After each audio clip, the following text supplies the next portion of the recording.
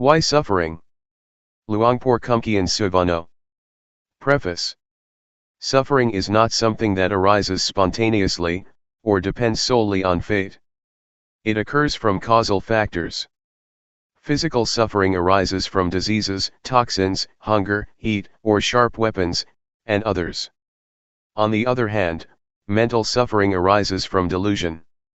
The first form of delusion is getting lost in thoughts or being carried away by emotions, due to ignorance or unawareness of those thoughts and emotions. The second form of delusion is attachment, or being driven by desires, because of not understanding the truth. In other words, not realizing that everything is impermanent, hard to endure, and not the true self. Consequently, it is impossible to cling onto anything. Physical suffering is not difficult for most people to understand, while mental suffering is perceived to be caused by illness, old age, poverty, loss of beloved things, or separation from loved ones. In essence, it arises from experiencing instability in life, or encountering negative worldly conditions. In fact, even if we lose wealth, social status, or endure illness, our mind does not suffer unless we attach to those wealth, social status, and physical body. The less attached we are, the less our mind suffers when such situations occur. Although, completely letting go of things is challenging for human beings, it does not mean we are incapable of starting from this moment. While we are still unable to detach from everything, one thing we can do is let go of the thoughts and emotions that arise during times of instability. Even if we cannot prevent their occurrence, we have the ability to be aware of those thoughts and emotions, by being mindful and observing them.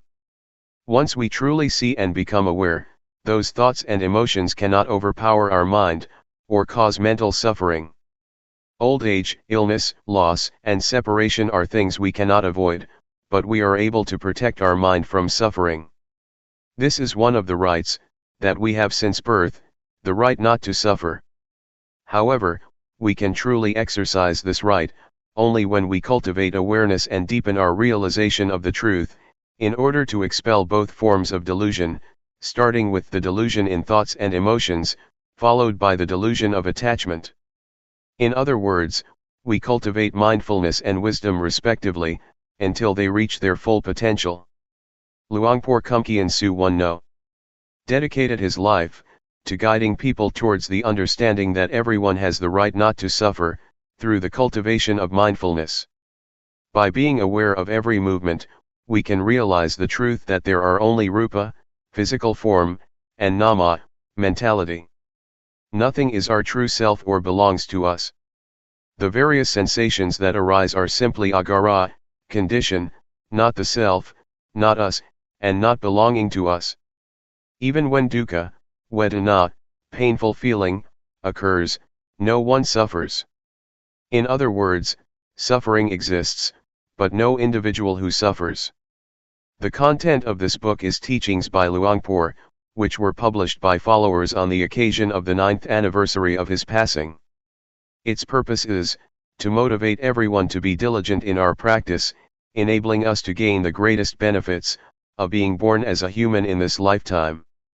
I hope everyone realizes that we have the right not to suffer, and we should exercise this right to eventually free ourselves from suffering. Propizon Vizalo. August 12, 2023. Let's listen to the Dhamma. Luangpor will speak to you. Listen to the teaching, and act upon it. Do not just listen for the sake of memory. Listen not only to understand, but to put it into practice, to experience it, and to embody it into our being. This is the practical aspect, not the theoretical understanding. We cultivate mindfulness. The primary practice is not to pray, worship, or wish to gain something out of curiosity. We do not need to think, but rather rely on our actions as guidance. Use our body and mind, which are referred to as citta, mind, cetasika, mental factors, rupa, physical form, and nibbana, enlightenment.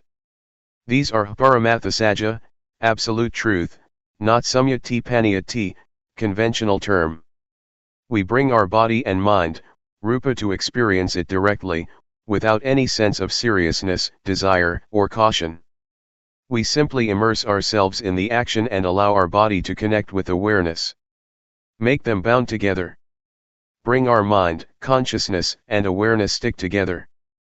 Previously, our body was trapped in ignorance or delusion, and our mind was lost in emotions.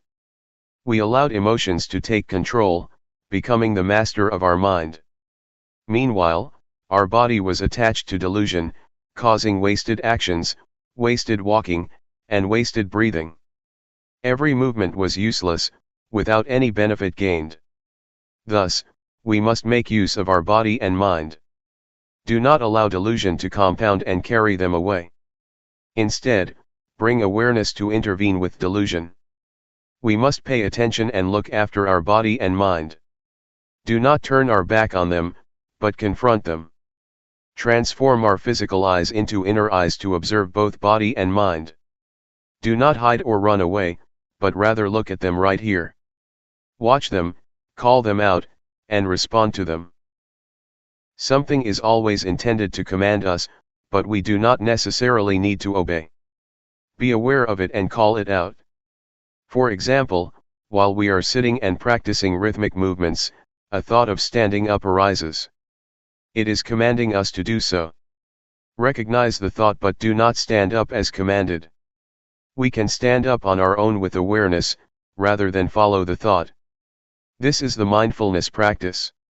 Let awareness lead our actions, not thoughts, not feelings, or other factors. It is similar to monkey training, in which a monkey obeys only one specific person, its owner, or trainer. If someone else gives orders, the monkey becomes confused. Like when it climbs a coconut tree, and someone says, "Get a coconut over there." The monkey will be upset and shake the tree, refusing to do so. It waits for the owner to command. If the owner says, "Come on, try again. Get that coconut," the monkey will go and touch it.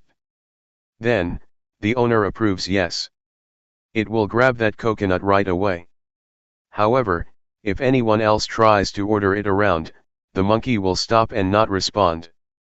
This is monkey training and also applies to elephants, cows, buffaloes, pigs, dogs, and other wild animals. Sometimes, the animals can recognize the command stop. They will immediately stop their action.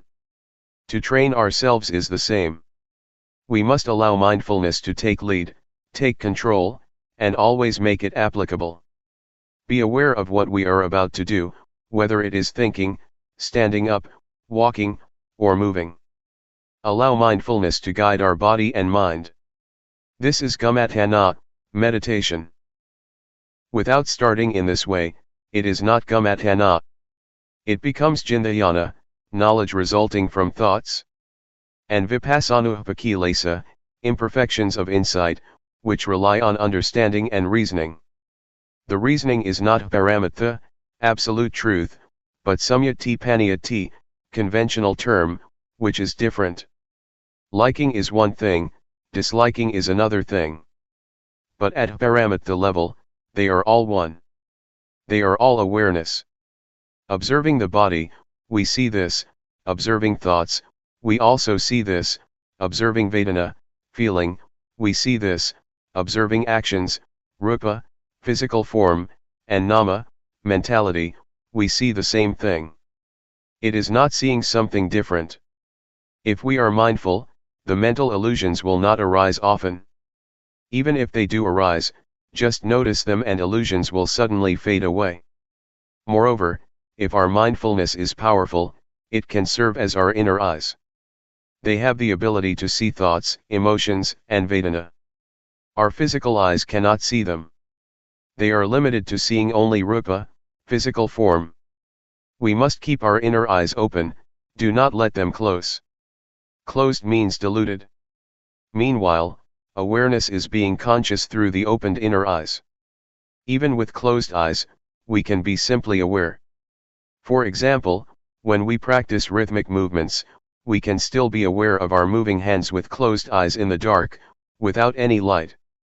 During walking meditation, we can also walk without looking at our feet. Just be simply aware. Be aware of the existing body.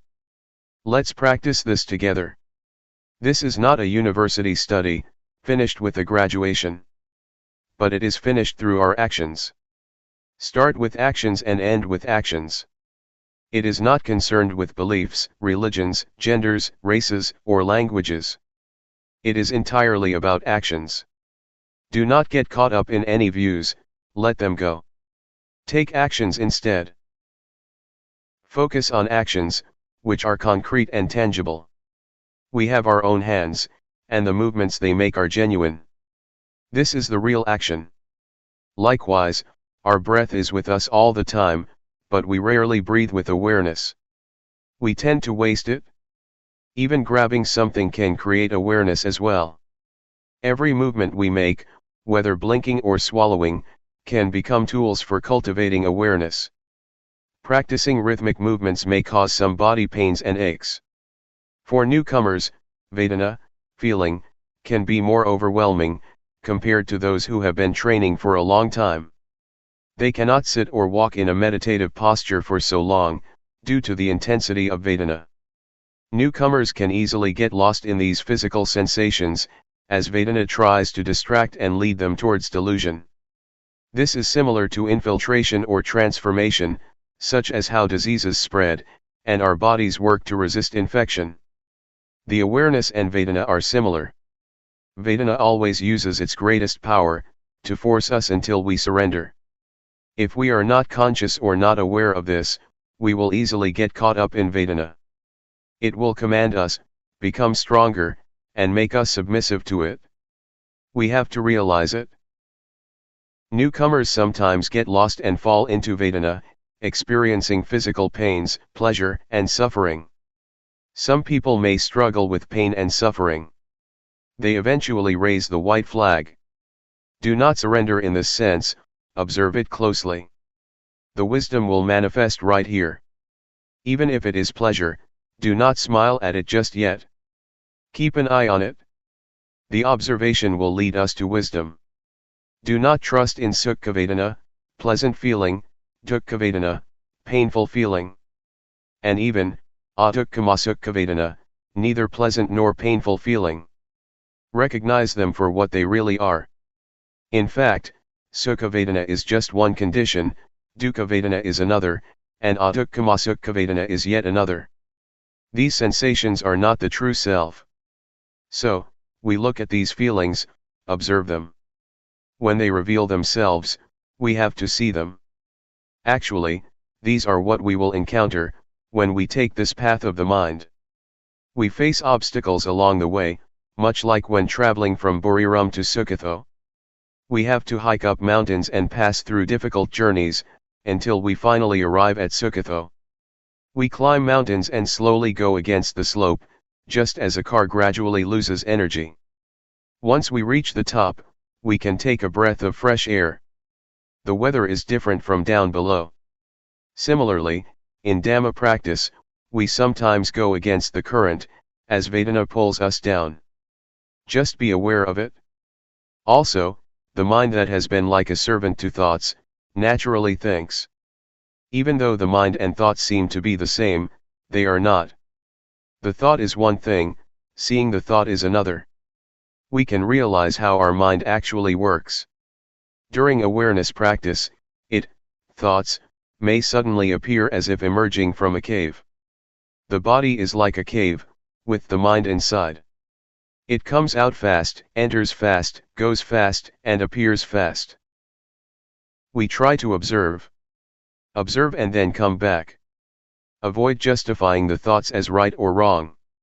No matter what arises, smile and laugh at them, and return to awareness. Do not allow thoughts to become so strong that they can command us to give up, to practice, and even to sleep. We do as commanded, but it is not always right.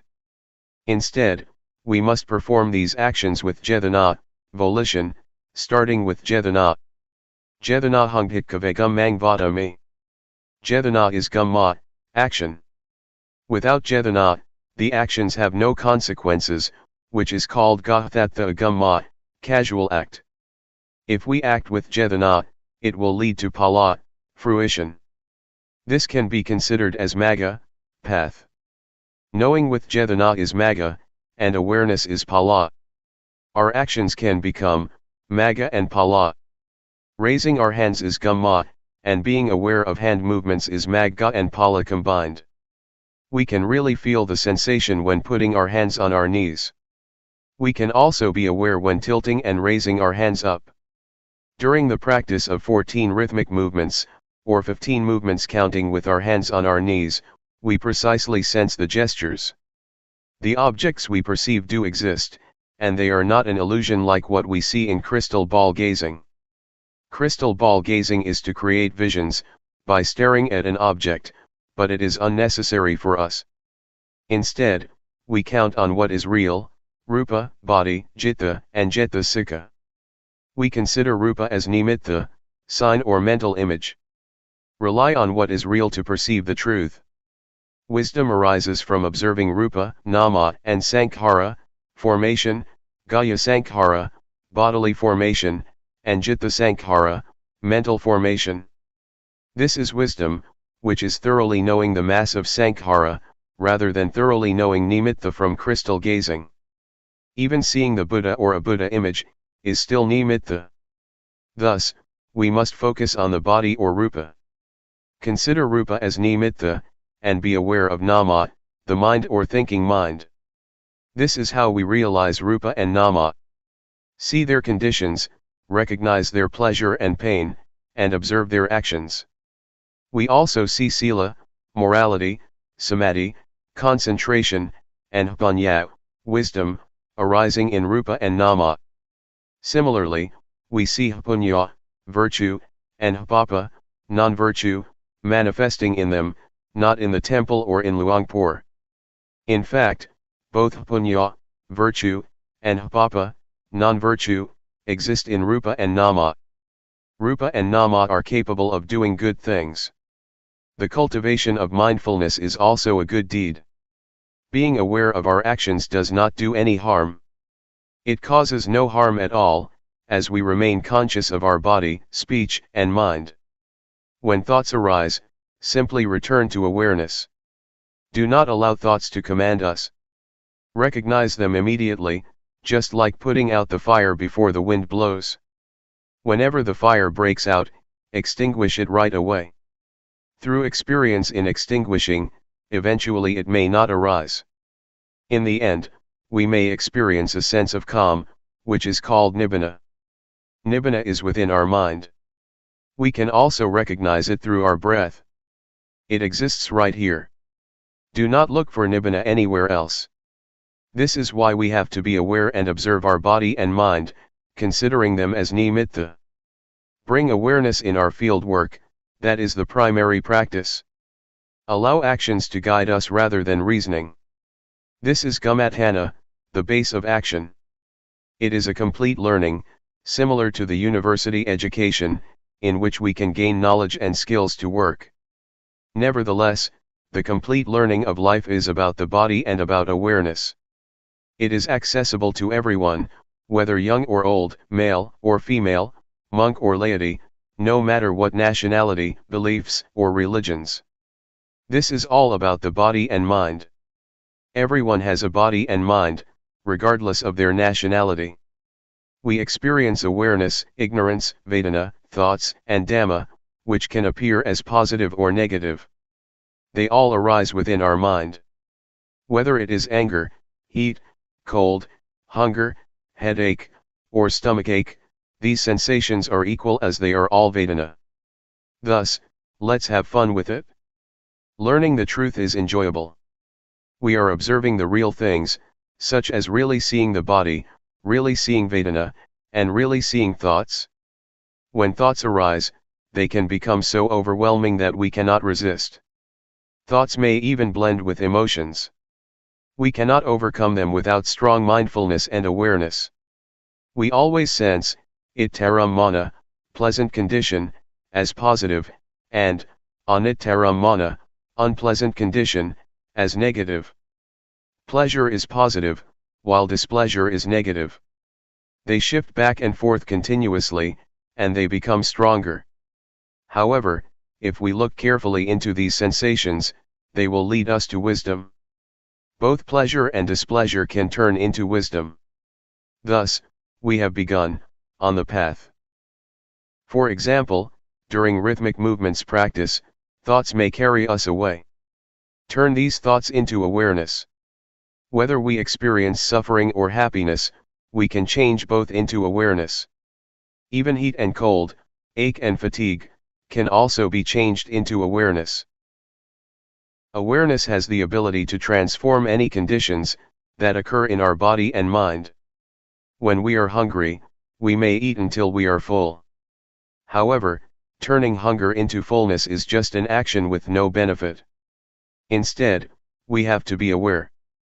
Both hunger and fullness are bodily conditions or agara, not a self. Similarly, heat and cold, ache and fatigue, are all just bodily conditions. They belong to the body, not to the self. When we feel pleasant or unpleasant with these conditions, we become lost in delusion. To gain wisdom, we must realize that they are just bodily conditions. Anger, anxiety, and sadness are mental conditions, or agaro likewise. Pleasure that is derived from fulfillment is also a mental condition, not a self. We allow these conditions to develop their influential power, commanding us to keep climbing higher, without ever stopping. If we look at it, we will see.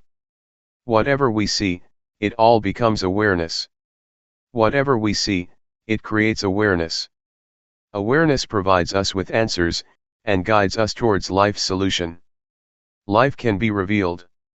Still, some people are unable to do so, such as those who follow anger or drown in pain. They cannot get over the feelings. For them, life has no way out. It is blocked as a dead end. If we have awareness, life can be revealed. It has passed. It has gone and become vimukti, freedom. With awareness, we can approach Magga and Phala immediately.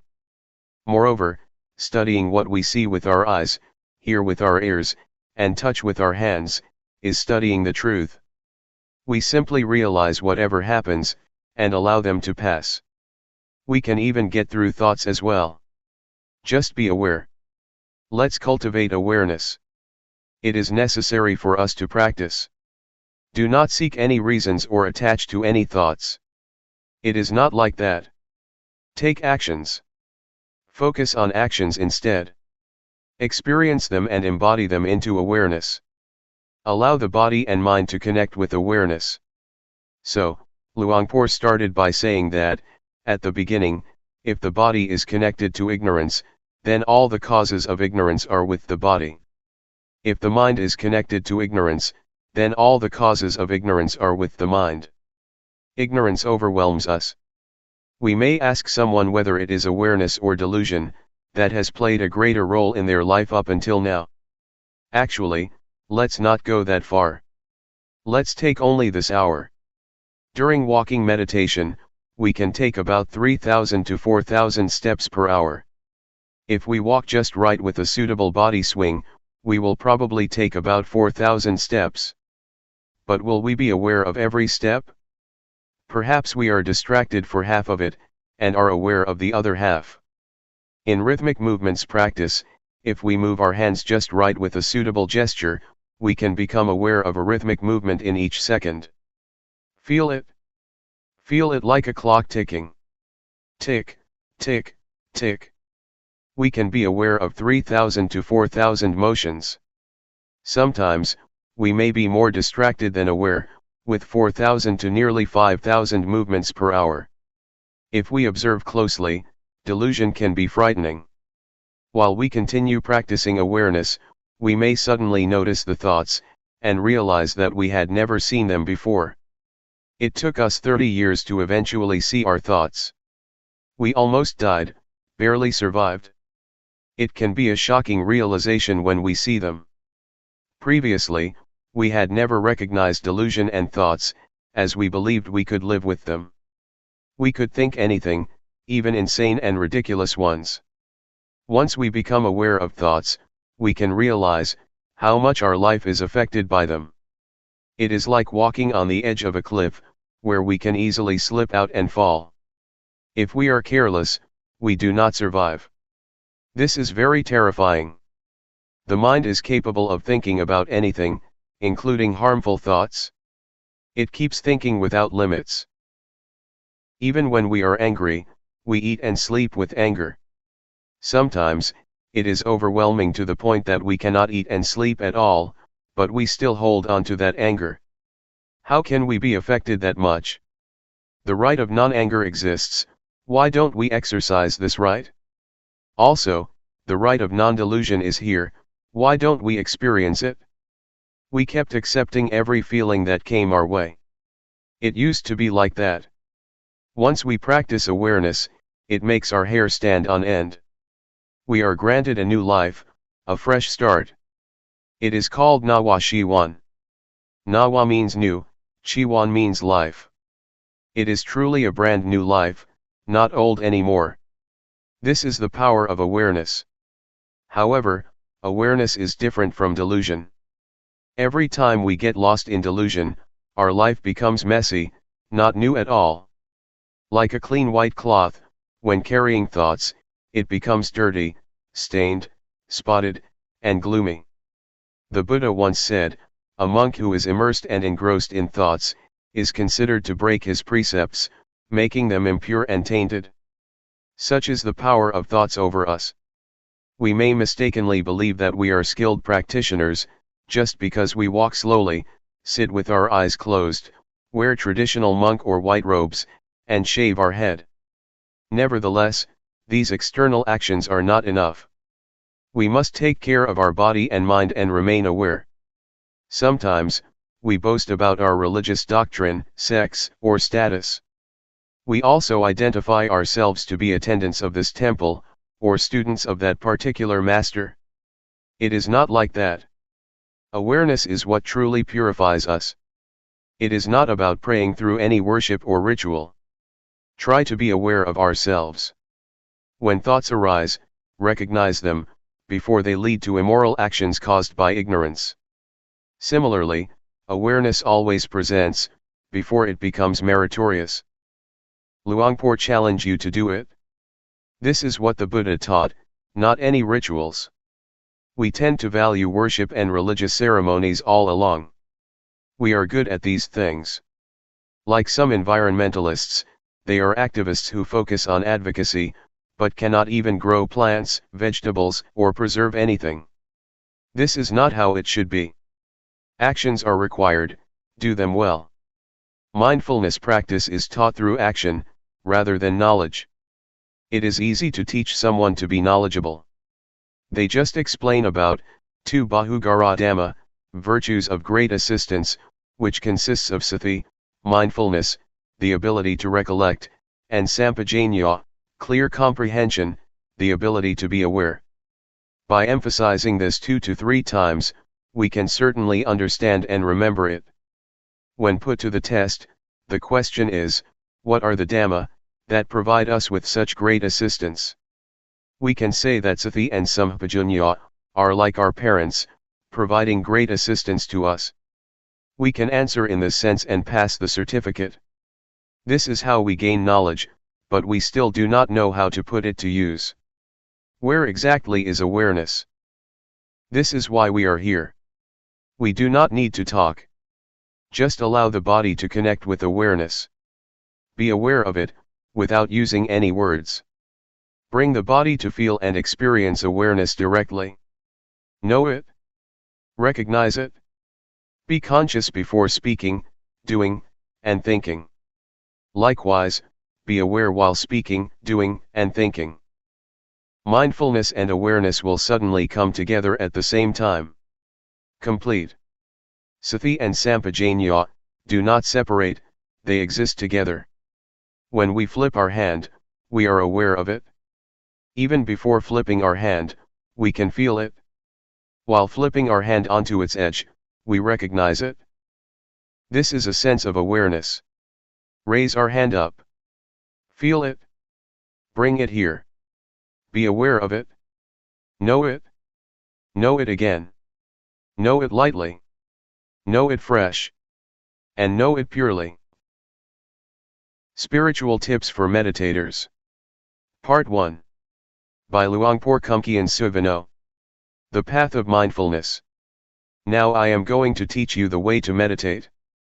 Please relax and feel comfortable, because what I am going to teach you is based on something you already have in your mind. The teaching that I am going to instruct you in is based on something which is real and genuine, the truth. And the truth cannot be deceived.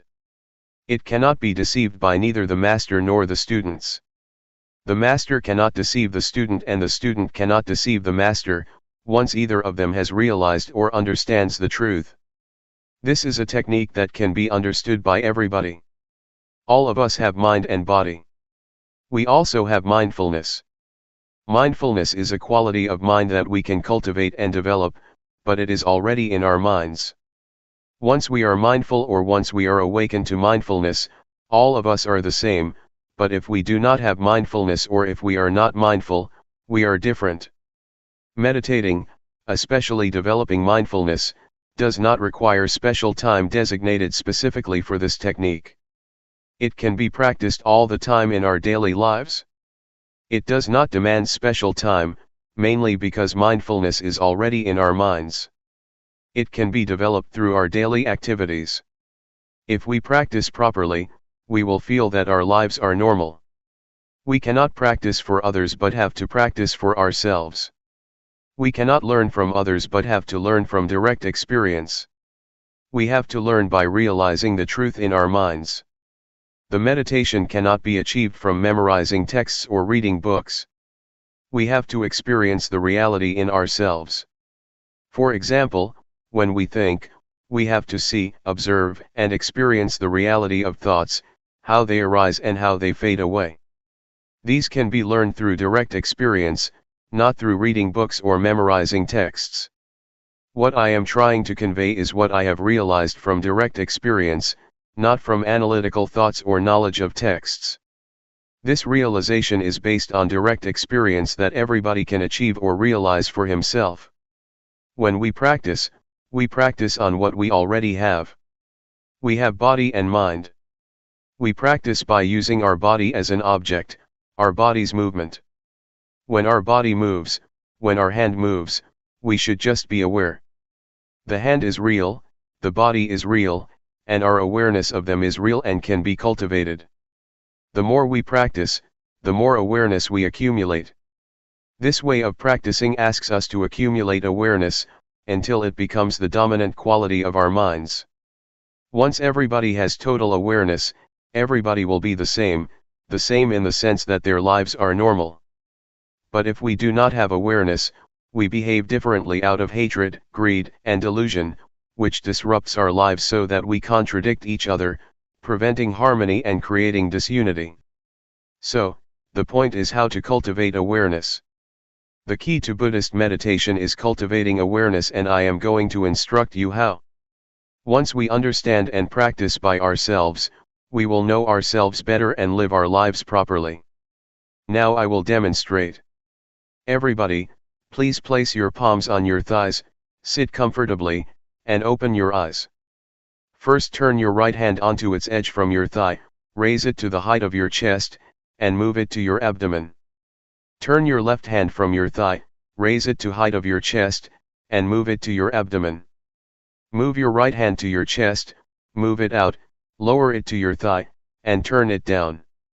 Raise your left hand to your chest, turn it out, lower it, and turn it down. Again. Please try to be aware of every movement, aware, not focused. Feel, Feel the sensation of your body. Just make it natural.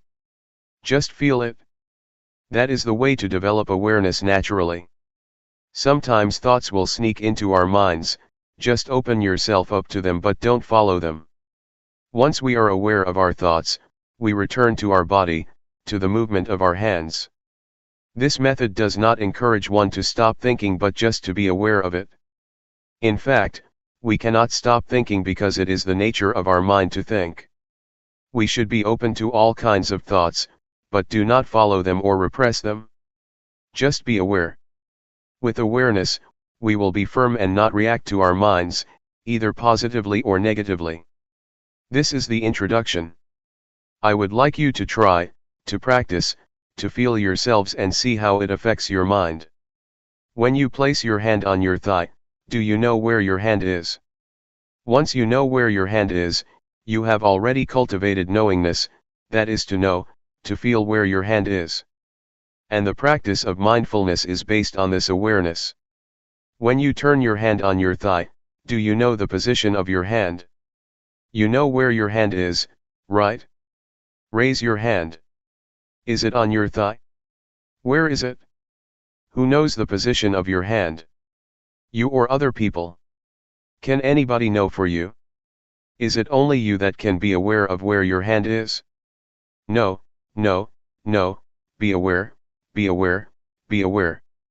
Do not force your mind to focus or concentrate on every minute of your movements, just feel every step intervally, and don't focus your mind to feel like a straight line of feeling. That's not the right way. The only thing you have to do is be aware.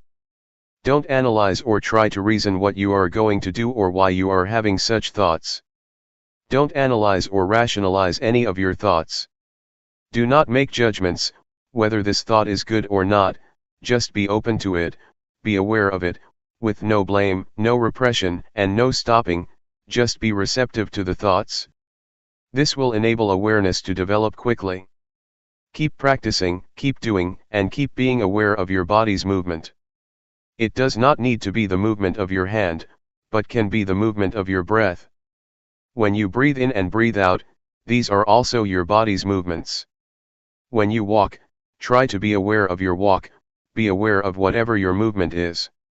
Be aware of every position, and whatever you do try to be aware of only one posture. When you walk, just be aware of your walking, do not be aware of your breath. But if you want to be aware of your breath, that's okay as long as you choose only one object. Do not use too many objects or they will confuse you.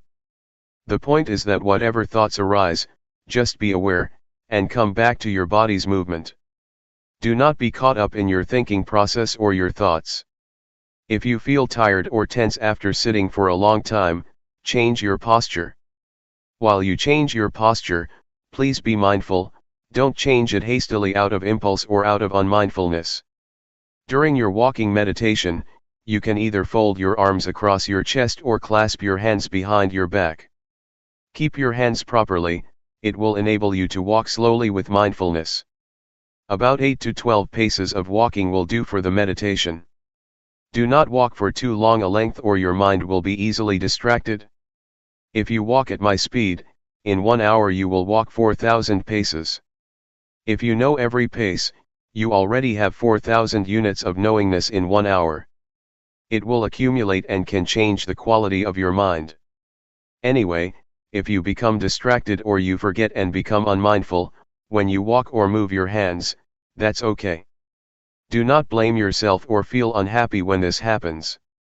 Just let it go and start again. When a thought disturbs your mind, let it be. Do not try to repress or suppress it. Just feel open to it. It will fade away automatically. This is the nature of the mind that we can realize through meditation. Now, let's try to experience it ourselves. After practicing for an hour, you may come back and we will have a question and answer session for 30 minutes. How was your practice? When you felt distracted or caught up in your mind, did you see the difference between them? Did you realize when you were caught up in your thoughts? Did you see the difference when you came back to your body's movement, or became aware of the movement of your hands or walking? Once you did that, did you see that the thoughts just ceased or passed away? When you are caught up in your thoughts or overwhelmed by emotions, you may forget to move your hand, or you may move it but have no full awareness of your body.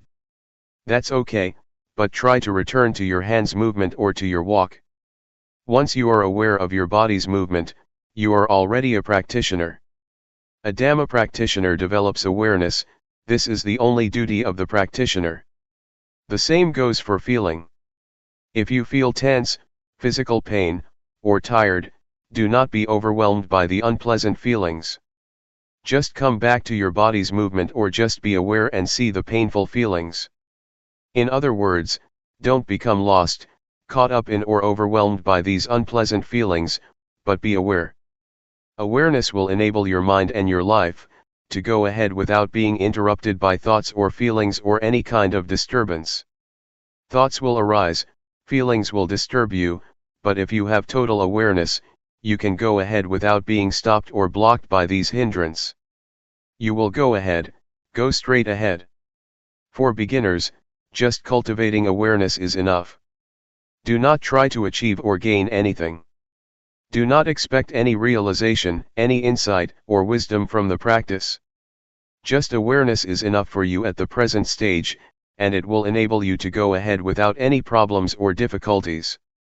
For the beginners, you may not sit longer if you wish, and the awareness may develop slowly, not smoothly. That's okay. Just try to keep practicing, and this will enable mindfulness or awareness to develop. Do not feel bad when you feel you are caught up in your thoughts, or in pleasant or unpleasant feelings, or you become forgetful of the practice. That's okay. Do not blame yourself. Do not feel depressed. Just come back to the practice, come back to be aware of your body's movement. When you keep practice, you keep accumulating awareness. You will begin to see, to realize, the nature of your mind. You will see that thought are one thing and mindfulness is another. The thoughts or feelings are not you, not yours, not me, nor mine. Previously, you may have thought that the thoughts are your thoughts, but in fact, they are not your thoughts. The thoughts are just there, but they are not yours. And this you can see, because of mindfulness. Mindfulness will separate you from the thought, so you can observe the thought without being identified with it, or take it to be you or yours. In the sutra, the Buddha advises us to contemplate, to be aware of body, feelings, and mind or the thoughts. These three aspects, body, feeling, and thoughts, are already with us, they are not something outside of us. We can use them for our spiritual well-being. In the past, when we wanted to stand up, we stood up instantly out of habit. But if we practice and develop mindfulness, before standing up, we will be aware of the desire to stand up. Thus we will stand up mindfully. We can apply this approach or this attitude to whatever activity we do, and our lives will be on the path to mindfulness. Meditation's priority is to develop awareness first. It is the crucial factor that needs to be developed during the practice. This is important because we are already good at analytical thinking. But we have to practice another quality of the mind, awareness. It will lead us to a realization through direct experience, that cannot be achieved through thoughts or the analytical mind. Any questions? If you want to ask, please ask based upon the experience that you have already had from your practice in the past few hours. Do not ask through the analytical mind. Question: the mind that gives rise to thought, the mind that's mindful, and the mind that is aware, are these minds the same? Answer: practically speaking, you can see the three. You can see the scattered thoughts, or you can observe the mind. This can happen when you are aware of your body. When you are aware of your body and a thought arises, your mindfulness will come and watch and be aware of your thoughts. You can see the difference, differentiate between your thoughts and mindfulness or awareness. Without being aware of your body's movement first, it is difficult to see the difference between your thoughts and your mind. Question: when you observe a thought, is the thought in the past? Answer: once you are aware of a random thought, it is in the past, but if you are not aware of it, it is the present. The random or unintentional thought is the kamma, a kind of action, a mental action that can lead to other consequences, either good or bad. If you become aware of it, awareness will halt that mental action, thus getting rid of whatever consequences that might have happened. Question: is this practice of using your body as a meditative object for the training of samadhi? Answer: the awareness can lead to calmness, if you are caught up in or dwell on the calmness that is the samatha, calmness meditation. But if you lift your mind from the calmness and observe the calmness, then it is insight meditation. So it depends on how you deal with calmness. If you dwell in the calmness, it is a calmness meditation. If you observe the calmness, it will lead to insight meditation. Question: is this awareness the same as the Buddha's? Answer: the awareness mentioned above is the same as the quality of Buddhahood. It will lead to total insight. This kind of practice also includes the threefold training: morality, concentration, and wisdom. Question: do you mean that awareness includes threefold training?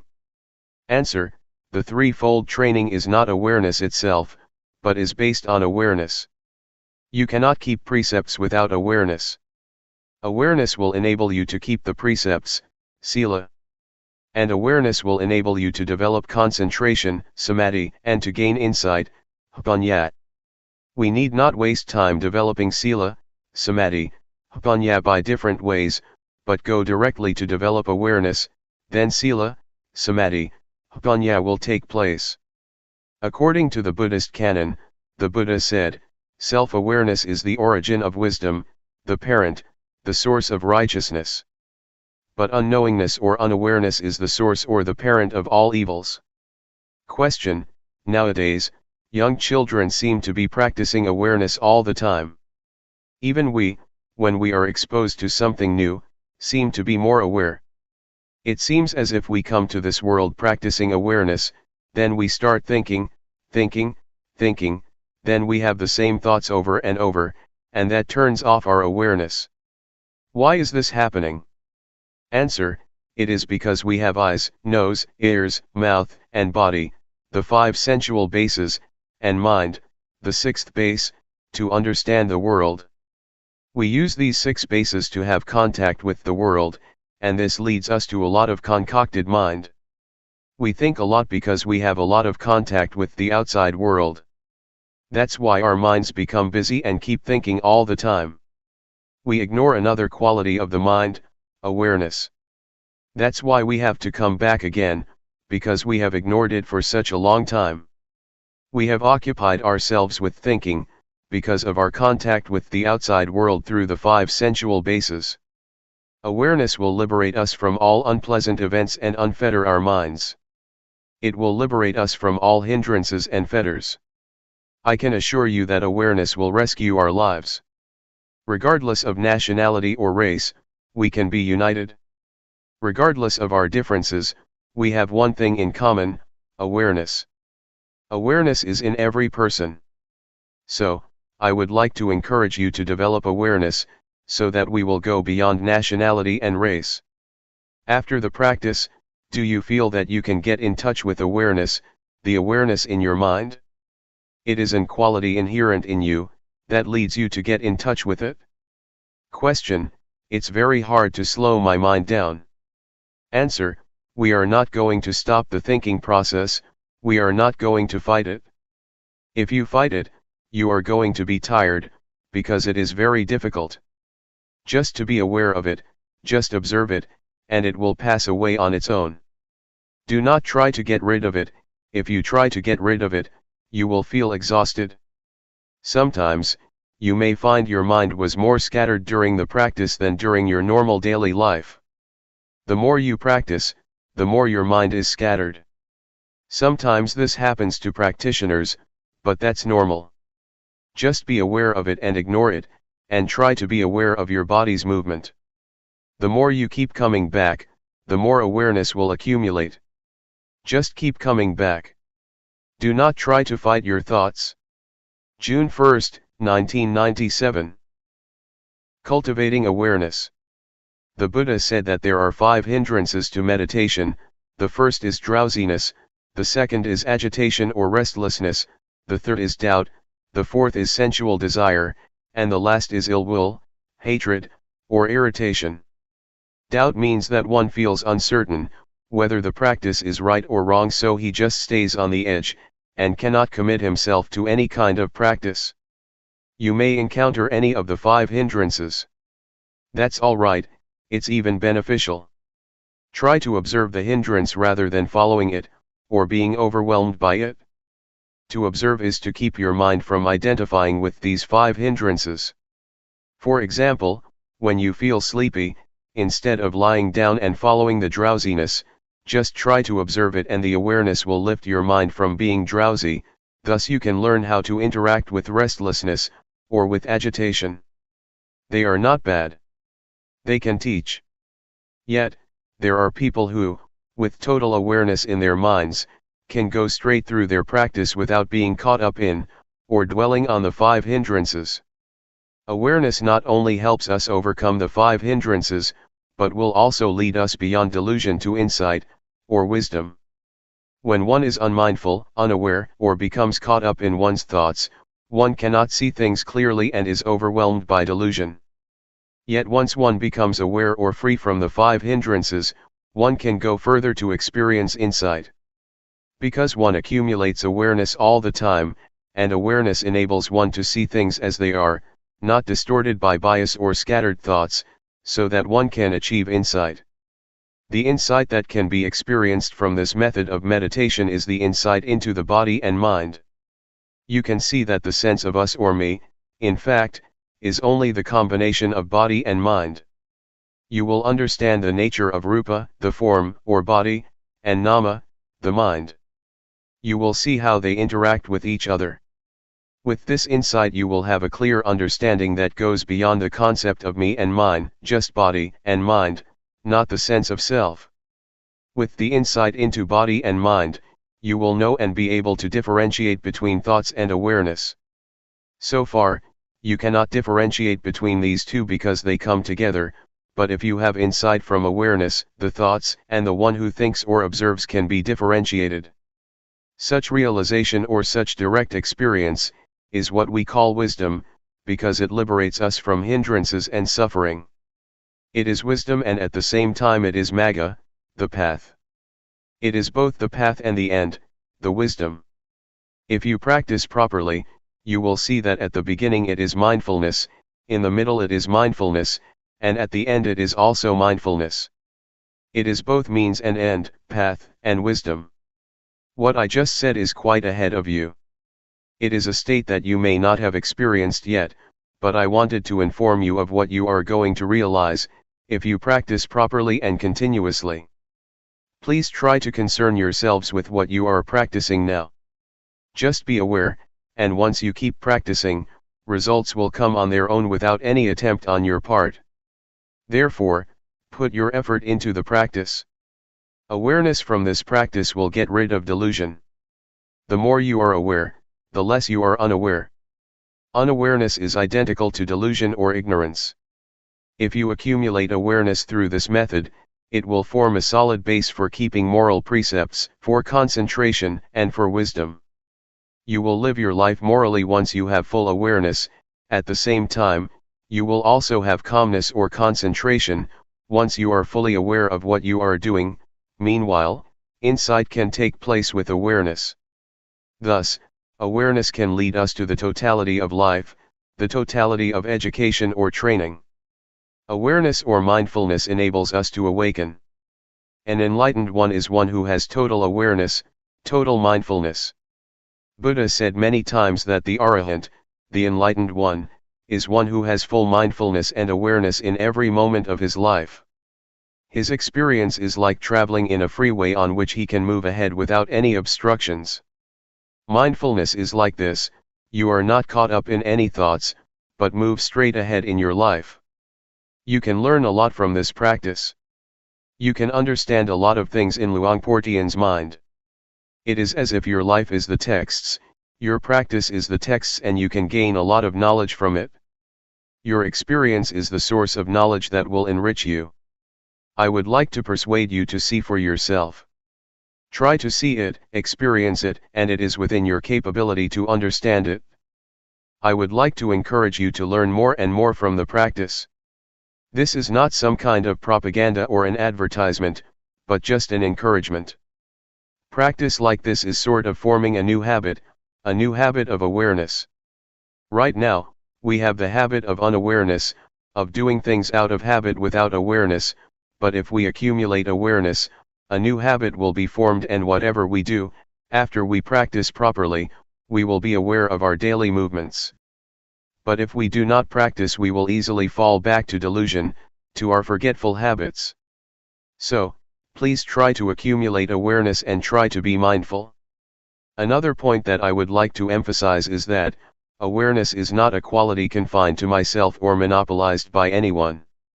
It's a quality inherent in all of you. You are all capable of increasing and developing your mindfulness, not only in this room but also in your daily lives. That's all I would like to share with you. The only thing you should do is to realize it yourselves. What I talked about is not for you to memorize but for you to experience yourselves through practice. Both of us will stay here for more than a month. Should you have any problems, please come and talk with us. Question: awareness is not limited to our hands movements only, right? Can it be expanded to things like scratching itches? Answer: that's right. Whatever you do, whether coarse or subtle, breathing or swallowing saliva, or even when you just raise your hand to get something, be mindful. Just be aware of whatever you are doing.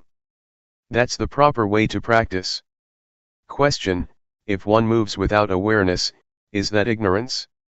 Answer: yes, that is a kind of ignorance. There are many kinds of ignorance. The most fundamental ignorance is of the things that cause suffering to you, whatever kind of thoughts or understanding that troubles you, or creates suffering for you. Question: the Buddha's awareness is the same awareness that we are talking about, except his awareness is continuous, right? Answer: yes, it is the same, but the awareness of the Buddha is not only continuous, but is also awareness in its totality, awareness that replaces ignorance to the extent that there is no residual of ignorance left. But for us, we still have ignorance, our awareness still broken. Question: what is the difference between the awareness of Sotapanna, Sakadagami, Anagami, and Arahant? Answer: the awareness of these four enlightened beings are different in terms of degree, and also in terms of quality. The first stage of enlightened being, Sotapanna, has awareness that can get rid of the strong sense of self and uncertainty. The second stage of enlightened one, Sakadagami, can eradicate sensual desire and repulsion almost completely. For the Anagami, sensual desire and repulsion are eliminated completely. It is the different degrees of awareness that leads to different qualities. It is as though we are climbing up a ladder. In the first stage of enlightenment, the awareness is less powerful than that of the Arahant, or the last stage of enlightenment. For example, when we get angry at something, we will think about it over and over again. But for the enlightened one, especially the third one, Anagami, once anger occurs, it just happens and he can let go of it. It just occurs one time and then he goes beyond the anger. Anger is eradicated by total awareness, or wisdom. It's like a heated iron, once we touch it, we should feel the heat and never touch it again. For the enlightened one, anger is like a hot iron, once he touches it, he is aware of the heat from his anger, and will never return to and identify with it again. But ordinary people, not aware that anger is like a heated iron, just touch it over and over again without realizing that it is very harmful. The awareness that I mentioned, is the awareness that can enable us to see no self in the body, no self in feelings, no self in emotions, no self in thoughts. It is the awareness that can liberate us from suffering. Please do not just accept what I told you, see it for yourselves and practice until you can know it for yourselves. Then nobody can deceive you, nobody can mislead you, because you have already experienced it. What we should do is pay respect to the Dhamma, the highest refuge. You should not pay highest respect to me or to anybody else, but to the Dhamma that is already in everybody. Please pay respect to the Dhamma in ourselves. Be aware at every moment. When you go home, try to maintain your awareness at all times. June 1, 1997. Knowing yourself. As I told you earlier, all of us are friends even though we have just met here, because we have been friends since our birth into this world. In Buddhism, friend has a broad meaning. All of us are friends because we are sentient beings. We all share the cyclic existence, all of us share birth, decay, aging, and, finally death as human beings. That is why we are all friends. Another thing that we have in common is that each of us has body and mind. Each of us has common characteristics. We all have six senses fields, we all have feelings, we all have emotions, and all of our mental activities and our physical bodies are subject to the same characteristics: impermanence, suffering, and no real self, no permanent self. These are the three common characteristics that all of us share. But there is something that makes us different from each other. That is our mental formations. We have different ideas, we have different opinions, we respond to our surroundings in different ways. It is our mental formations that makes us different from each other. However, these mental formations can be transformed, making us one, the same as a person. Previously, I said to many of us here that, despite our different characteristics, although there are various kinds of people, we can be the same if we have mindfulness.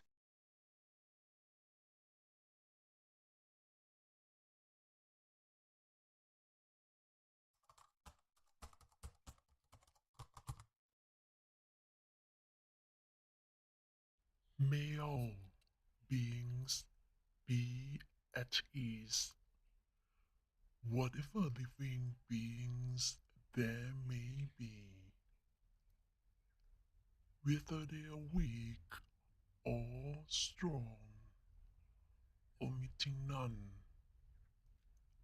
the great or the mighty, medium, short or small,